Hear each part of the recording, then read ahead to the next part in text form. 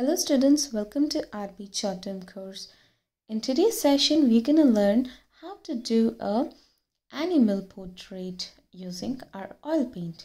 So the sketch is ready on my canvas board and I have master tape all the four sides, and we have our oil paint, we have our palette, and we have our brushes. Also, we will have our turpentine oil and linseed oil. Now let's begin with our paint. So for this painting, we're going to use burnt sienna, yellow ochre, and we'll use chrome yellow and white color and a black. So the first layer for the dog is, for the complete entire dog face, I have painted yellow ochre. I painted yellow ochre for the complete dog's face except the nose and the mouth part.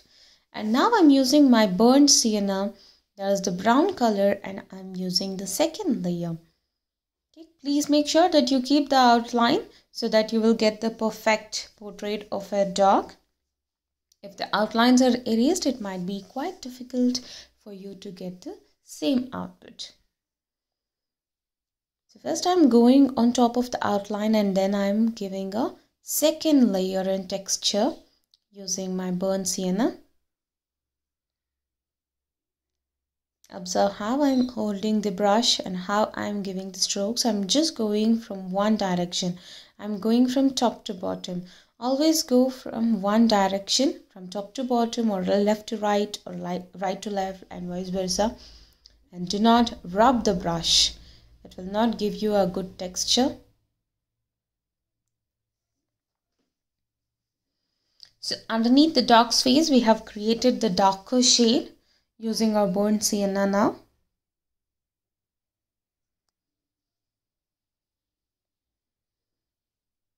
And now I'm just creating the darker shade above the eye of the dog.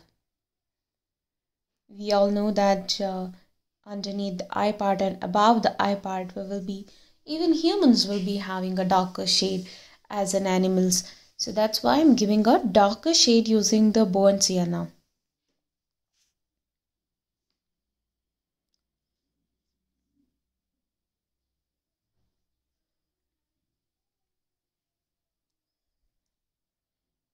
Now even on the face, the darker shade has been given.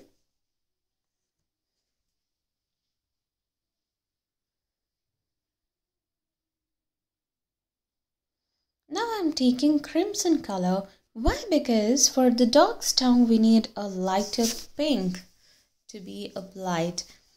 So I'm taking crimson color, a bit of crimson color, and we can add some white to it.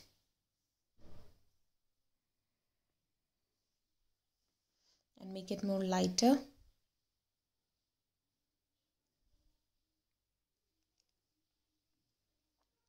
I've taken some white paint and I have made it more lighter pink. And now I'm applying it for the tongue of the dog.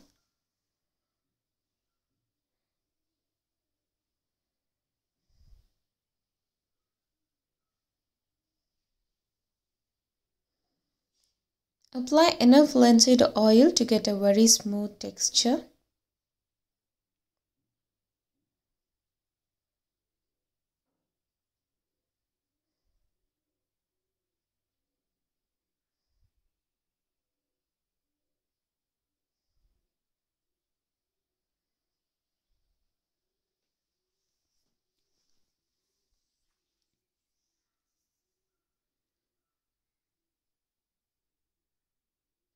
And now using the same pink color, I'm giving a texture underneath the dog's face. I'm just giving some strokes over there and it is nicely blending with the burnt sienna.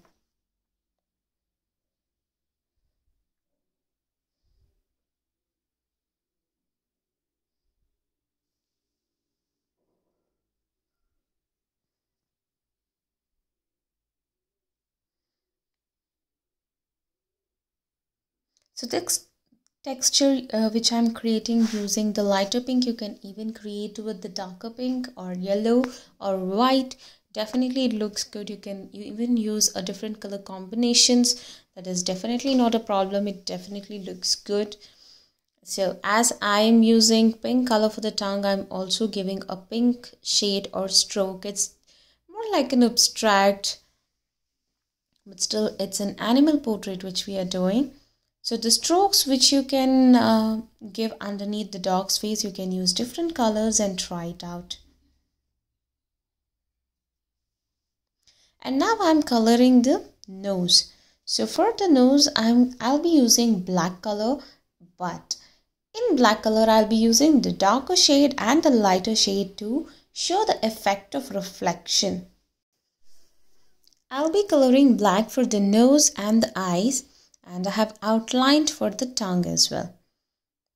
And if you can see towards the right hand side, I have used a very light darker shade and I have outlined the cheeks of the dog.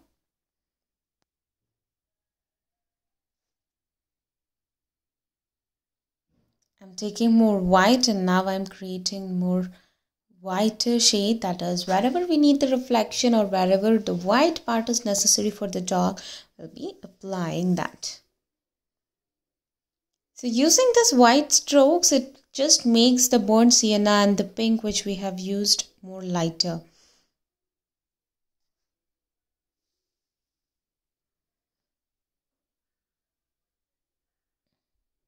I'm just blending the darker brown, that is the burnt sienna which we have used, with the yellow ochre. And towards my right hand side, I have used a darker shade of burnt sienna, blending it with yellow ochre.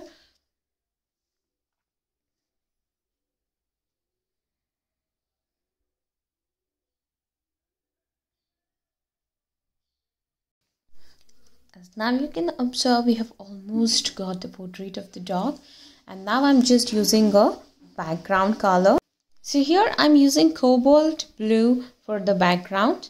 I have taken my flat brush, and be careful when you're going over the edges of the dog and color it completely. So what I'm doing is I'm giving a darker shade of blue on top and a lighter shade of blue in the bottom,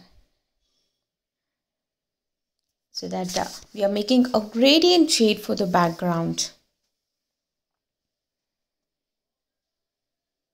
You can even leave it with the texture as you get in the brush.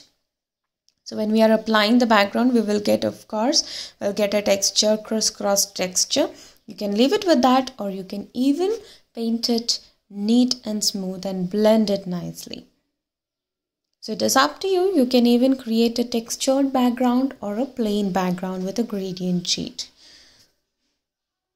Both will definitely look the same and look more beautiful. So now it has almost been completed. I'm applying all over the canvas.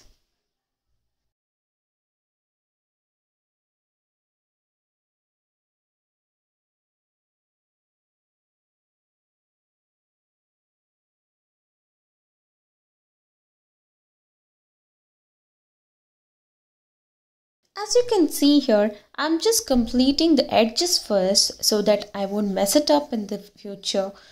So first, always try to complete the edges which is having a different color, so that later you can blend it nice and neat. So now I'm filling up the rest of the background over here with the cobalt blue.